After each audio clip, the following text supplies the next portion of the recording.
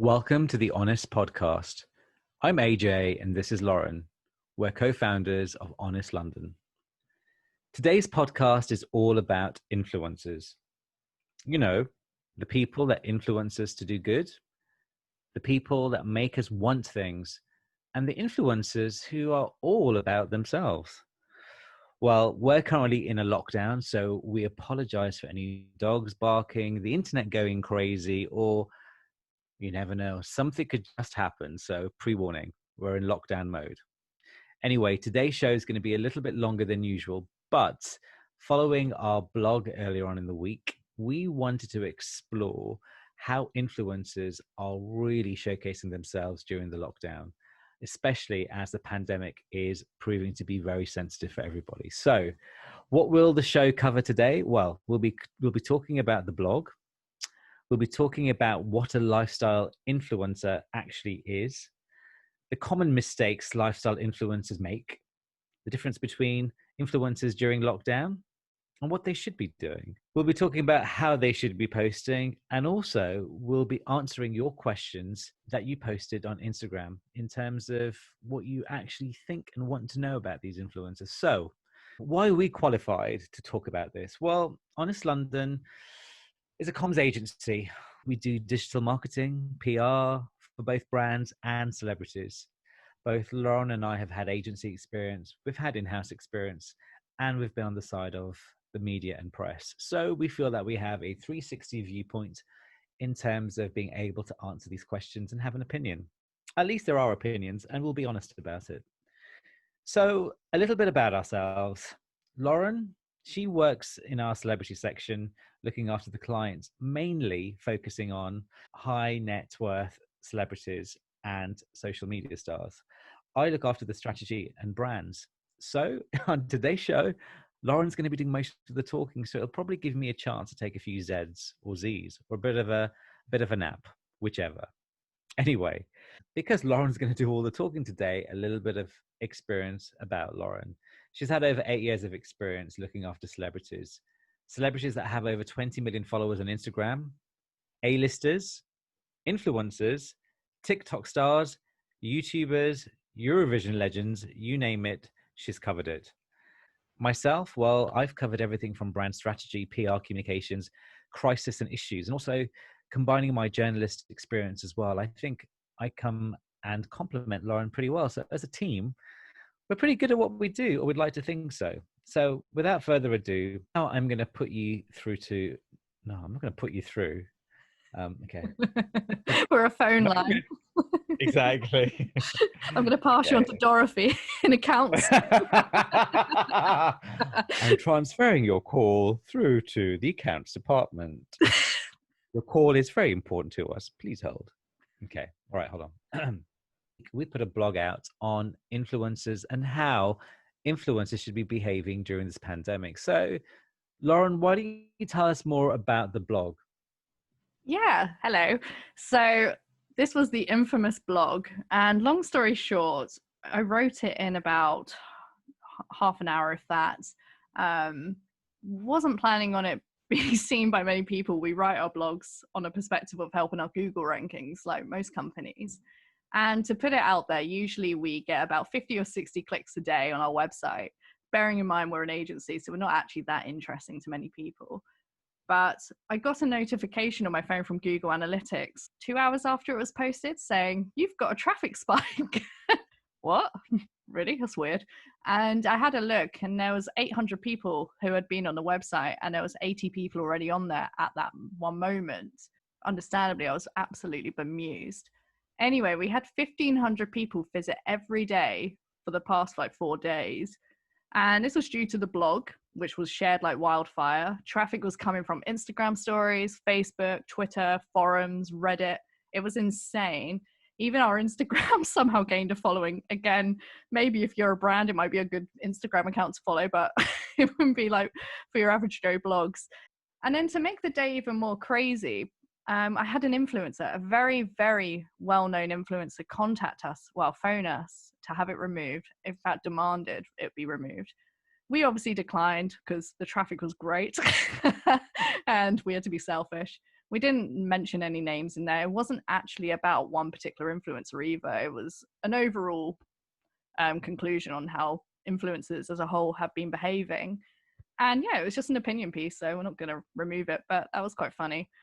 And then with our newfound fame, we always do an Instagram poll for our podcast, but this one we actually received more than 10 votes, which was exciting, to do this podcast on this topic, won by 90%, and 239 people voted for it, which again, I mean, for most people, it's probably not that many, but for an agency, that's absolutely bemusing.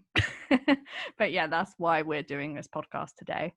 Well, Lauren, seems like the blog's been proving very popular. So, influencers, I'm beginning to hate the word influencers now. I mean, influencers used to be people of great talent who you'd be aspired to and get inspiration from. But today, people use influencers from a brand perspective, and sometimes it works, and a lot of the time it works. But big brands these days are paying influencers to promote their own brand. You know, whether it's a retail outlet, whether it is a food or fashion, whatever it may be, influencers can have a real big point of difference when it comes to promoting to your audiences. It's different to PR, it's different to digital media, and it's also a great way of building content. And if captured and directed and created in the right way, it could have real positive impacts. But Lauren, how do they actually make a living? Because that's always bugged me, because I think to myself, if these influencers are making big bucks, what am I doing wrong? Working with me. Hey, that can't be too bad. I don't know. Tell that influencer that phoned me the other day. They'd have a different opinion.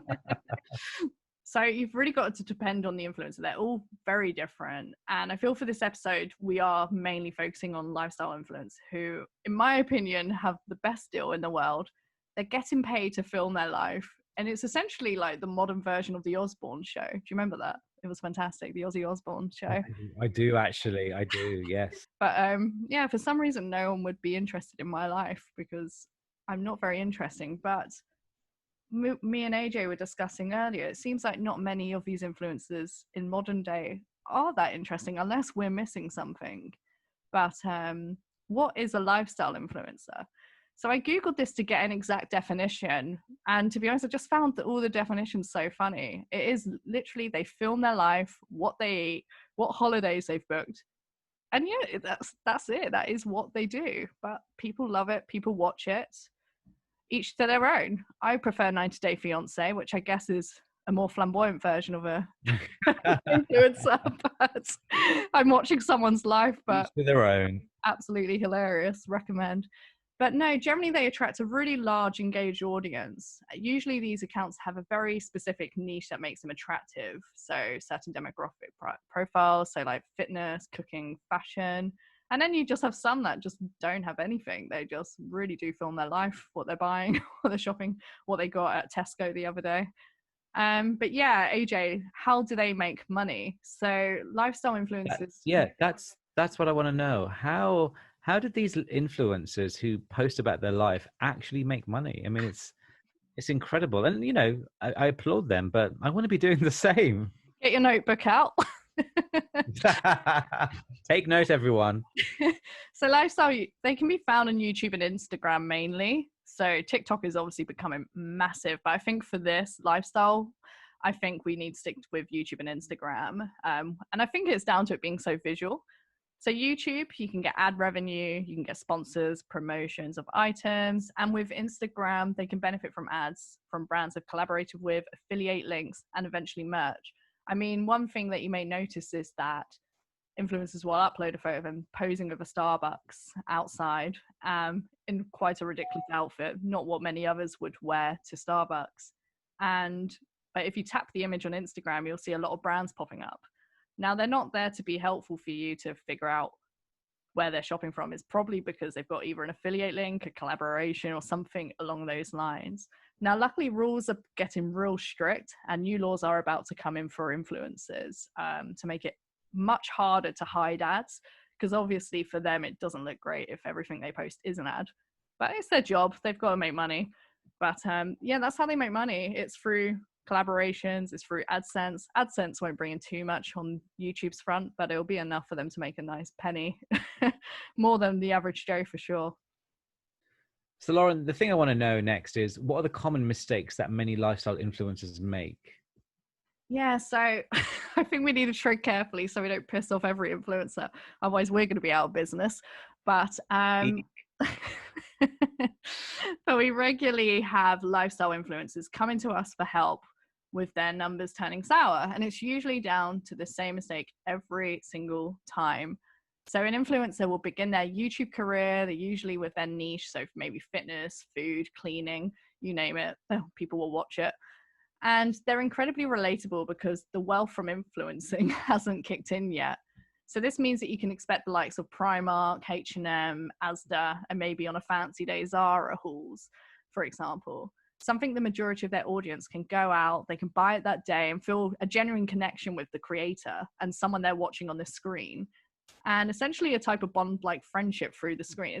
It's strange, but it works. And there's not many people that you can watch on a screen and be like, oh, I can buy that top today, I can afford that. And yeah, that's how they build up the initial connection. Now, unfortunately, as the popularity grows in numbers, that also means the numbers in their bank account are growing as well. So it's weirdly common for the likability of the influencer to go down, especially with that original audience. And what it comes down to is money. So what happens? This makes them to their audience unrelatable, out of touch, not the same, essentially boring. Like, who really does like watching someone show off to an extent where it's not like on the Kardashians level where it's just fascinating because it's just so out of touch. It's just that little bit higher where it's more of a humble brag and a bit like, ugh, I wish I was a little bit closer to that lifestyle. So it just leaves the influencer with this disengaged brand new audience who have just latched on. They've seen they're quite popular, but they're not that involved with them. The original audience has gone, and it's normally the final nail in the coffin, especially if they make their own brand or they have a new merch launch coming out, and they always feel the desire to make it hellishly expensive. Now, understandably, if they're making a small amount, the prices will be a little bit higher than normal, but they really do take the piss. Like, I saw one influencer selling from their brand, like little accessories for like 15 quid, which you could go down to Primark and get them for like £2. It was just ludicrous. It was just ripping people off. So this is generally the lifespan of an influencer. I mean, we don't need to name names, but it's happened in the past, especially with British influencers. There seems to be a very common trend with British influencers bringing out hilariously expensive merch. I mean, not to name names, but I'm sure anyone listening would remember the Advent calendar. But we've been contacted in the past asking for help, and no doubt that it's happened in the past, but it's also happening as we speak right now with many, many influencers, especially during lockdown. So the pandemic has been difficult for absolutely everyone globally. And as each country deals with their own lockdown, England is currently in its own lockdown of 4 weeks. So what do these influencers need to be careful of? We've seen some serious fuck-ups, I'm afraid to say, during the pandemic at the moment. There's been a lot of influencers that have been incredibly tone deaf when it comes to their posting. Insensitivity is not the way forward right now. It's an incredibly difficult time for many people right now, and for many reasons. Jobs are at risk. People are losing their jobs. People are stressing over money. Furlough schemes have been extended, and for many, people are depending on this 80% salary to keep them going. Fear of loved ones catching COVID-19, mental health issues, not being able to have weddings or attend funerals. All of these things are having a major impact on people today, here in the UK and globally. So where are the influencers actually going wrong? And what should they be doing in order to make sure that they stay balanced and not piss people off? Lauren, what do you think? Again, so we're not going to be naming names. Already got a bollocking without naming anyone from our journal. But it should be clear that social media is essentially a space for flexing for everyone, including influencers, celebrities, and even us normal folk. I mean, we all post our holidays, our nights out, our big occasions, but it is key to know that many influencers built their brands around this, showing off bags, cars, trendy restaurants. And to be honest, flex culture is just so in line with influencer culture. Now, a disclaimer before we go fully into this lockdown chat.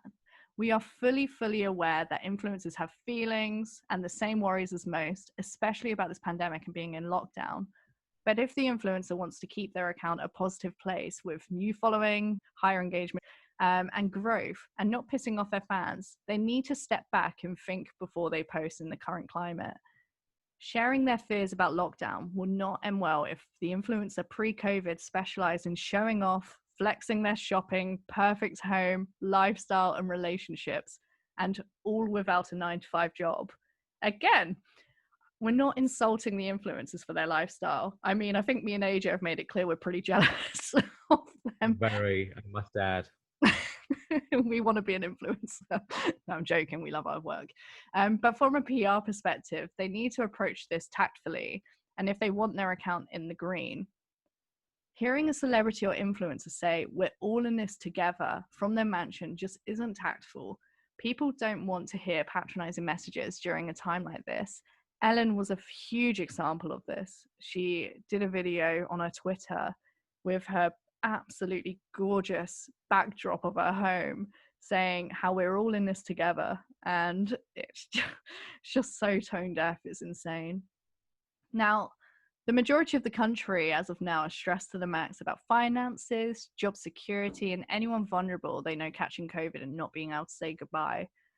Now, imagine all of this stress on your shoulders and seeing the influencer you follow continuing to live the same old insane life, posting shopping hauls, holidays, parties, seems to be there's one rule for some, and everything else in between. It's going to make their audience feel incredibly bitter and detached from them. So there seems to be a thing where you party and you just have to post. One 2020 Halloween celebrity party even had flyers around asking for no photos to be posted online to avoid being cancelled, which didn't work seeing as I'm talking about it. One of our clients was actually invited to this party and declined, thankfully saving myself a hell of a lot of PR and crisis work. But yeah, I was very joyous when I heard that she declined the invite. But anyway, it's tedious enough watching people show off in normal time, let alone during a pandemic. We understand that some influencers are arguing that there's some non-influencers, us regular people, who are still traveling, partying, or showing off, as not everyone is suffering as much as others. But unfortunately, one of the negatives of being an influencer means you're held to a higher standard as you're influencing, essentially, to your audience. So you are really setting an example. So a prime, very famous example is actually Kim Kardashian's 40th birthday trip to a private island. Did you hear about this, AJ? No, I didn't. Tell me about it. Well, it didn't go down well with her fans, definitely in the middle of a pandemic. So she basically went to this very beautiful private island. I've heard somewhere it was like $4 million to do this. She flew all of her friends out. Yeah, she left a disclaimer saying that everyone was tested and then self-isolated for this amazing trip. I mean, it looked beautiful. But then at the end of this massive tweet explanation, where she obviously was prepared for a little bit of backlash, so she thought putting out the explanation they were tested, it would leave them in the clear, essentially. She wrote how she's grateful and how to be able to do this and how it reminded her of her privilege. She didn't really consider that all of her many millions of fans reading it were reminded of the privilege they don't have. Now, what I think was mind-blowing is that they had the resources to do this huge trip on a private island and keep it completely private and offline, but instead they shared it with their huge audiences. Like, there was just no reason for them to post it online, and I can't imagine how they thought it wouldn't have a bad reaction. Like, definitely in the US, like with the number of homelessness, evicted, jobless, dying alone in hospitals, no funerals, like things are really shit at the moment for a lot of people. And it just blows my mind that they posted it. I can't believe it. And I just don't even think this is a factor of jealousy at the moment. I think people would have unfollowed the Kardashians long before COVID if it was down to jealousy.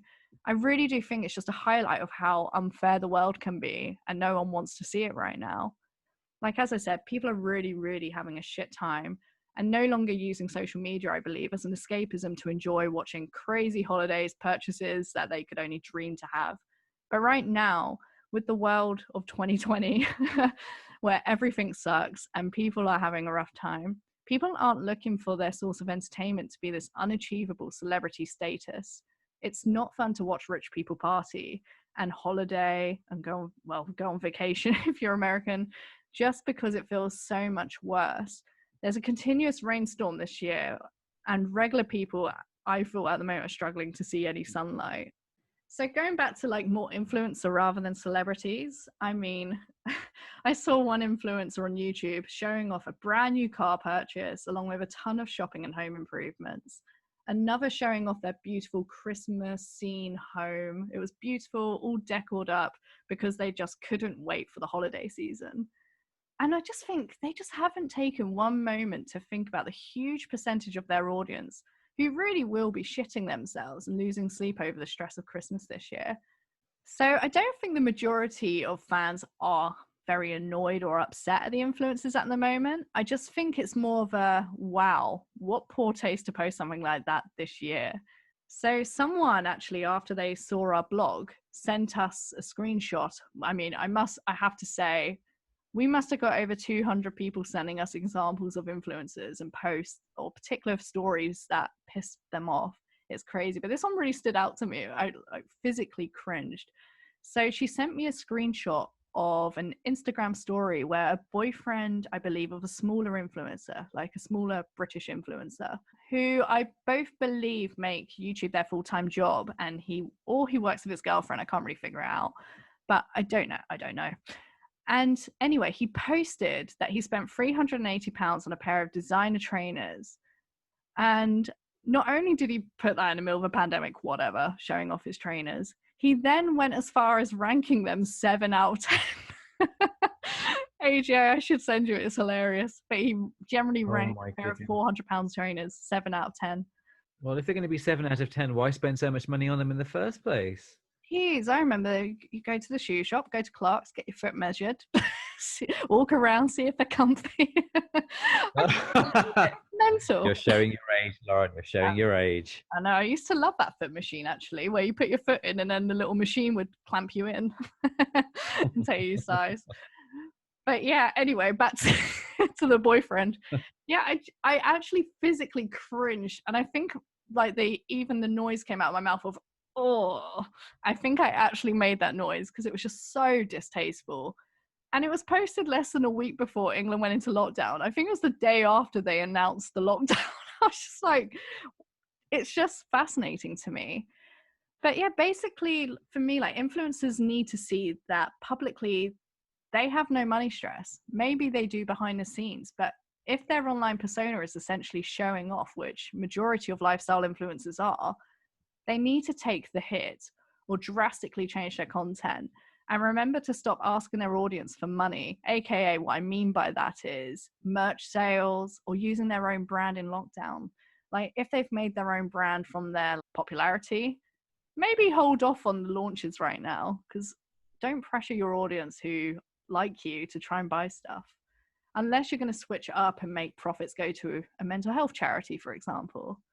But at the end of the day, influencers are really supposed to be seen as someone who could be your best friend. I want to refer back to the fact that they started off with the same amount of earnings as most people in the country and would go to Asda, go to Poundland. And you really did feel like they were your best friend. But unfortunately, definitely as of now, there's nothing nice or friendly about rubbing salt in the wound to those who provide you with this privileged lifestyle. People aren't enjoying flexing content. They want influencers who are relatable.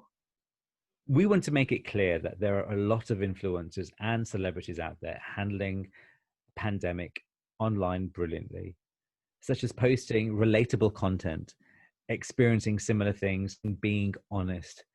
This is producing a strong bond with their audience because that's what it's about. It's all about reading the room. Of course, some viewers who are lucky enough to still be in work will be fine with the flexing, but a huge percentage won't be. There just needs to be a level of sensitivity here. Keep it positive without showing your wealth, without showing your success and ease of life of now. Because trust me, no one cares about that at the moment, especially when others are suffering. You're entitled to have money, but be smart about it when you show it off. Now is not the time. Use this time to remember that you have a large platform and you can use it for good. Perhaps push your influential skills to drive mental health awareness, have collaborations with charities, maybe giveaways if possible. Just do some good things because that's what people want right now. So before you plan your video or post, just ask yourself this: is it going to be in poor taste? Will it be poor taste to post a day in the life of video? Will it be poor taste to post a haul? Poor taste to add a swipe up link to get your 5%? Maybe not. Just take stock and have a think before you do. Think this: if I had £100 in my bank and not sure where the next paycheck is coming from, would I want to see this content? Maybe it's time to put yourself in everybody else's shoes and just think before you do post. At the end of the day, you can post whatever you want. We're just trying to offer some advice. You're famous for being yourself, and because normal and everyday people like and support you, it's just time for you to look back at them. So to not be cognizant of what normal and everyday people are going through, it may just leave a bad taste and could hugely damage your career. So as simple as it sounds, take a step back and just think about what's going on in the world right now. So we've talked about influencers. Lawrence had quite a lot to say, actually. But I think all valid points, in all fairness. I mean, we're just trying to help you guys out there. We believe that, there's a lot of things that can be done to make things better. So if you can make a difference and make things better, why not? Anyway, once we did our blog and did a post on Instagram, we received a lot of questions asking us to cover on this podcast. So I think we're going to take a question each. So, Lauren, I'll give you the first question. So, from one of our followers, influencers and lockdown rules. If they break the rules, shouldn't Instagram do something? So this is a great question, especially with so many parties being shown and general rule breaking in their location. But I think sadly the reality would be is that it's impossible for Instagram to police this, especially with like the different rules globally, even the different rules inside each country. Like for example, the UK, we're in different rules to Wales, to Scotland. I mean, it would be great for them to maybe add, I don't know, like a report option for COVID rule breaking, like add that in as an additional feature maybe. And maybe with enough reports, it could auto add the bar underneath like they do if, so I don't know if you've noticed at the moment, if you add in a caption and you hashtag COVID-19 or you mention COVID, you immediately get this auto bar underneath your post. I don't know if they could add something like that, maybe have it saying something like, this is potentially rule breaking. Please don't break your COVID rules. Check out your rules in your location, kind of thing. I don't know, like a little link there. It would be nice to think that Instagram could delete them, but just the reality of it, I just don't think it's possible with the amount of posts that would get reported. So is it my turn to ask you a question? I feel like we're on Parkinson. I think we should. Yes, go for it. So another really good question that was asked was actually, what are influencers going to give back to their audience during lockdown to help them? That's a good question. I don't feel influencers are obliged to give anything back to their audience during lockdown. It's not their fault COVID happened, to be honest. Although a lot are spreading it. I mean, parties, rooftops. I mean, come on, guys, think about it. I just think they should be more tactful when posting and trying to make their platform as positive as possible, a positive escape for their audiences instead of leaving a bad taste in their mouth. Yeah, I agree. Okay, so another question. Let me have a look. Okay, one for you, Lauren. So, should influencers stop posting during lockdown? No, absolutely not. I think we've pushed it far enough, but just think before you post, read the room. I mean, at the end of the day, it's only going to hurt their careers if they're tone deaf. Okay, let me find you one. This is fun. So, do you agree with influencers blocking people being negative or leaving constructive criticism? No, because more often than not, it's actually a fan who is just temporarily disappointed with them, to be honest. Yeah. It's terrible for their algorithm as well, I guess. I personally see it as being poor taste more than anything else, and they should respond. A brand wouldn't get away with it, so I don't know why an influencer's brand should either. I mean, face it and be professional in that moment. More often than not, it's the opinion of more than one. So take note. Unless they're just being bullies, then yeah, maybe just remove it. No, I agree. Okay. God, we've had loads of good questions. Okay, let me find one for you. Okay. You ready for this? Okay. Do you think influencers will struggle to show off even after lockdown? Oof. I mean, I think it will be really interesting. So I find this whole topic actually quite fascinating. Things will continue to evolve and change as a result of 2020, and it'll be really interesting to see where it goes and how social media will change, I reckon.